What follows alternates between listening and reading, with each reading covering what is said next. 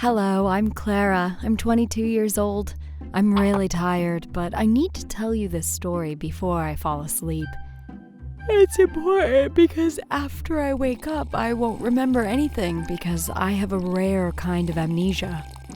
Before I tell you how I solved a mystery in one day, take a sec to like and subscribe so you can get more hidden wisdom stories. I remember waking up. Nothing looked familiar, not the designs of the curtains in the room or the wallpaper on my phone. I left a sticky note for myself that said, "Good morning, Clara. You have amnesia. Weird, right?"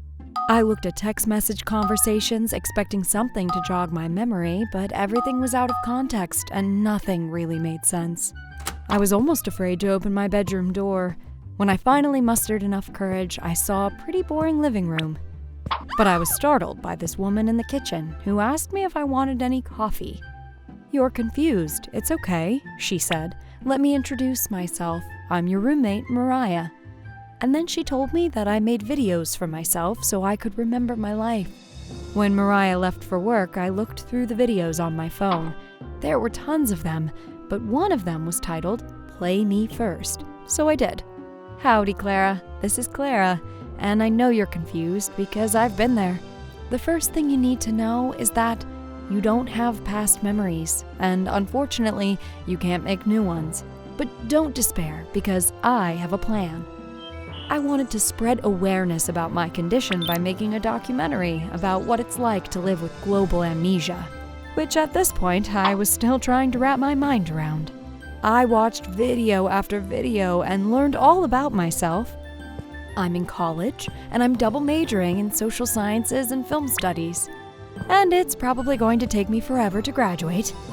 But I have become determined to not let my condition stop me. I'm currently working on this autobiographical documentary for my thesis, and I even found a to-do list for the project. I had a folder of videos where I introduced myself to important people in my life.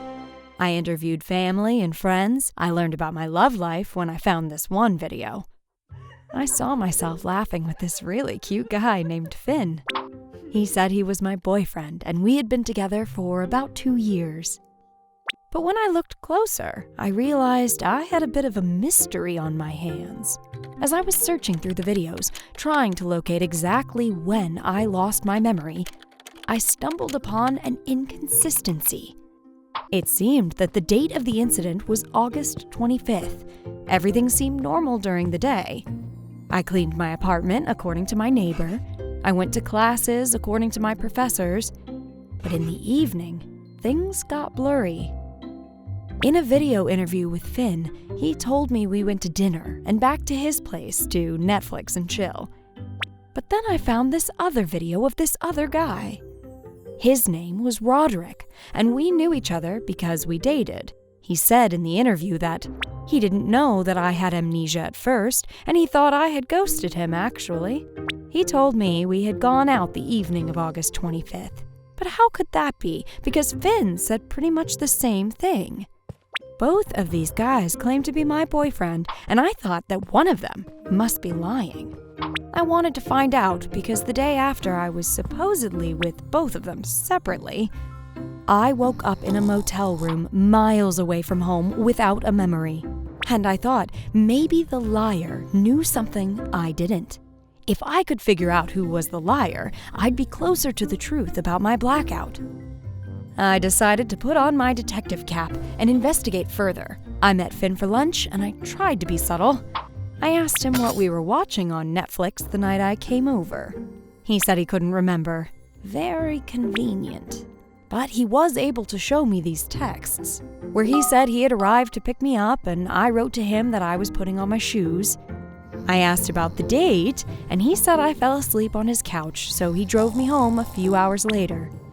Something told me that it was this Roderick guy that was lying. When I called him that afternoon, I said I needed proof that we were together that night. But he had the proof, my jacket. I came over to get it, and he said I left it in his car that night.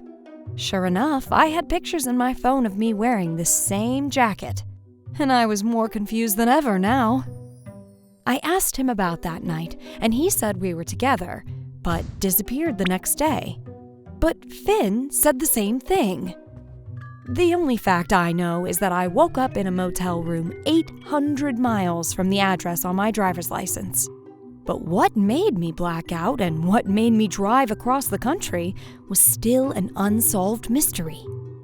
When I told Mariah about my predicament, she got kinda quiet, like she knew something she didn't want to talk about.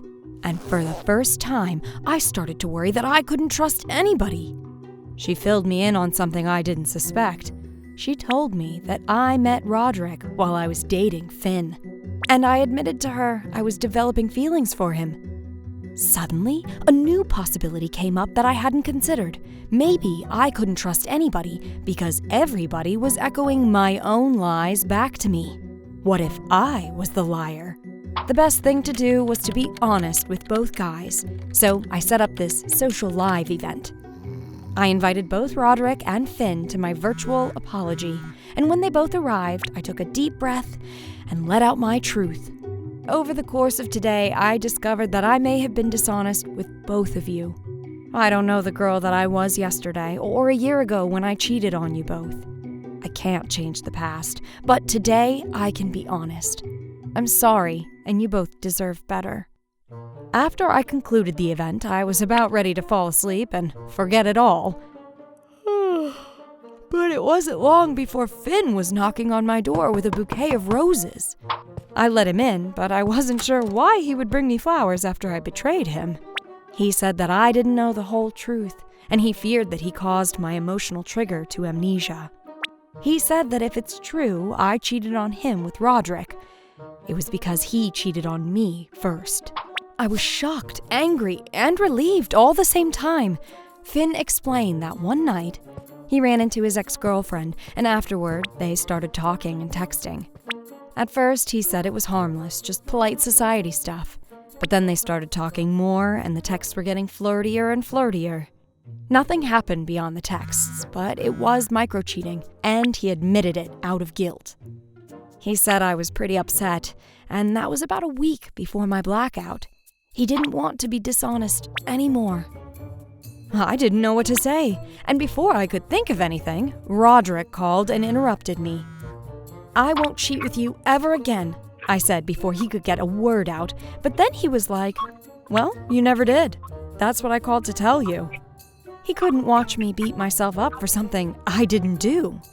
Roderick's story was that I hired him to pretend to be my lover and make Finn jealous. He said after I found out about Finn's indiscretion, I wanted to get back at him some way, and we concocted a plan for Finn to think I had a lover. He forwarded me several emails I originally sent him, showing our scheme. When I came by his place late the night of my blackout, it was to work out details for Finn to run into us on a fake date. If anybody asked what we were doing together, the plan was to mislead them to think something inappropriate was going on, and Roderick thought the plan was still on until he watched my live apology online. As Roderick was telling his story, my mind flashed with the details, and I actually remembered what he was describing.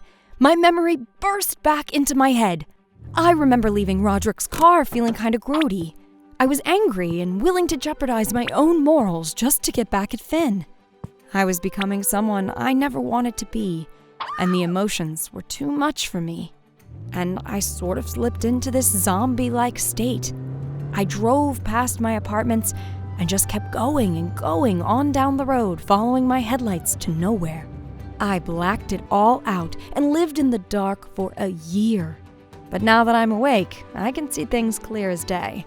I learned a really important lesson that I want to share with all of you. Never judge your neighbor's honesty by your own. If somebody's dishonest with you, that says everything about them and nothing about you. So never change your integrity to match others. Finn and I agreed to keep things honest and decided to give our relationship a fresh start. Now that I have my memory back, I'm worried it's all going to go away once I fall asleep. But I guess there's only one way to find out. Stay honest and sleep tight, everyone. This is Clara, signing off. What did you do today? Tell us about it in the comments. And don't forget to like and subscribe for more hidden wisdom stories. Remember, when you share our stories, you're sharing wisdom.